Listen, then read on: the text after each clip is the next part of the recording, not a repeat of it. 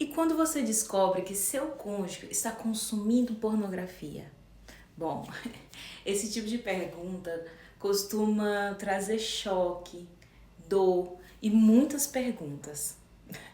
Muitos casamentos estão enfrentando esse problema, sabia? E geralmente é em silêncio. E muitas vezes as pessoas que descobrem se sentem traída, insegura ou até culpada. Bom, se é o seu caso, não sinta esses sentimentos. Mas eu quero te dizer uma coisa, entenda, a culpa não é sua. Esse é o primeiro ponto que você deve focar. Entenda que a pornografia ela não afeta apenas o comportamento sexual. Se você é quem pratica o ato, geralmente você não pode estar percebendo, mas você está afetando o seu relacionamento, não apenas a sua sexualidade. Ela também pode afetar o cérebro, a forma como a pessoa percebe o prazer e até a forma como enxerga o próprio relacionamento. Você viu tanto de riscos que você está afetando só em praticar a pornografia? Afetando o seu cérebro, afetando a forma como você percebe o prazer e ainda afetando a forma como enxerga o seu relacionamento. Tudo isso apenas através do ato da pornografia. Por isso, quando o consumo se torna frequente, ou seja, é vício, ele pode começar a interferir na intimidade real do casal. E eu quero dizer uma coisa para você. Pornografia parece que já foi feita para isso, para se tornar um vício. É bem comum as pessoas que têm o hábito de usar a pornografia, consumir a pornografia, sem perceber, estar viciado. Pornografia não é apenas um hábito, entende? Muitas vezes é um refúgio emocional disfarçado. Muitas pessoas recorrem à pornografia para lidar com a ansiedade, para lidar com o estresse, as frustrações ou a solidão. Sabe um alcoólatra, quando ele está estressado, ansioso, frustrado, quando ele se sente sozinho, ele recorre a quem? Ao álcool. Então, pornografia não é diferente. Mas dentro do casamento, isso pode gerar um certo distanciamento. E aí que está o problema, entendeu? Porque esse distanciamento vai gerar uma quebra de confiança, vai ter um sofrimento emocional. Por isso o problema precisa ser tratado com seriedade. E também você precisa ser maduro para isso. Tem que ter diálogo entre o casal. Se você descobriu, presta atenção para esses caminhos que você deve fazer. Descobriu que o seu cônjuge tem acesso à pornografia, faz isso sempre. Evite reagir apenas com ataques ou acusações. Por favor.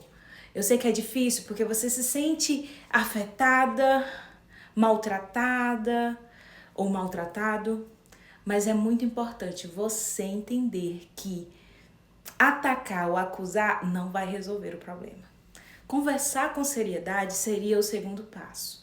Você falar sobre o impacto disso no relacionamento, o porquê te afeta. O segredo está em você dizer assim, eu me sinto maltratada, me sinto traída. Ao invés de você faz essas coisas e fica me traindo, fica me maltratando, entendeu? Olha a diferença da fala. Você vai falar de você, como você se sente. Não acusar o outro, entendeu? Com a sua fala. E vocês têm que sentar e conversar. É um pouco desafiador essa conversa? Com certeza. Afinal de contas, pode ser que o outro não entenda que está nesse rótulo de vício. Talvez o outro entenda isso apenas como diversão. E você tem que ser muito sábia ou sábio, se eu estiver falando com um homem, porque tem mulher também que entra nesse caminho, viu? De vício da pornografia.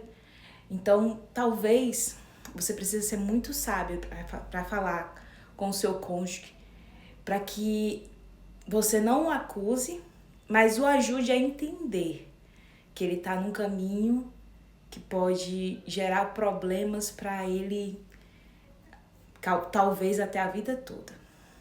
O terceiro ponto é, entendam que quando existe um padrão repetitivo, muitas vezes é necessário buscar ajuda. E daí eu vou falar para você que o caminho talvez seja buscar ajuda profissional. Eu, por exemplo, sou sexóloga. de casais. E existem muitos profissionais na área que pode estar ajudando a pessoa a sair desse vício, a recomeçar. Entenda que relacionamentos saudáveis não ignoram os problemas. Eles enfrentam os problemas com responsabilidade. E enfrentar os problemas com responsabilidade é cada um entender o limite do outro, cada um entender a responsabilidade do outro, a parte que lhe corresponde, entendeu? Casamento não é apenas conviver um com o outro, é compromisso, é cuidado, é proteção e proteger até mesmo a intimidade também. Entenda. Se você passa por isso, a culpa não é sua. Mas existem algumas coisas que podem fazer você se tornar culpado. Quando você for culpar o outro, quando você for querer agredir o outro, atacar o outro com as palavras, quando você não sabe como lidar com isso, e aí você sem querer faz uma coisa que maltrata o outro. Lembre-se, o outro ele já tá, se for um caso, né, de padrão repetitivo, o outro ele já tá sofrendo. Entendeu? É uma ansiedade, é um estresse. E isso, querendo ou não, ele tá descontando ali, naquele vício. Entendeu? Sem perceber, ele entrou numa compulsão, ok? Qualquer coisa faz ele querer ir pra lá, entendeu? É como uma droga.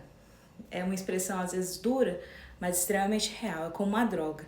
Onde ele sente a necessidade de ir pra lá pra ele sentir prazer. Às vezes não é nem porque ele não te ama ou ela não te ama, entendeu? Não é por isso. Às vezes ele te ama e te quer bem, mas ele tá passando por isso e ele precisa de ajuda. Então por isso que a gente tem que saber bem como falar com o outro, para no final a gente nós não nos tornarmos mais culpados ainda, entendeu? Porque a sua mente, ela fica ali com aquela sensação de culpa, né? Mas o que nos deixa culpado é apenas o nosso comportamento. Então, enquanto você não tem um comportamento agressivo, não sinta culpa.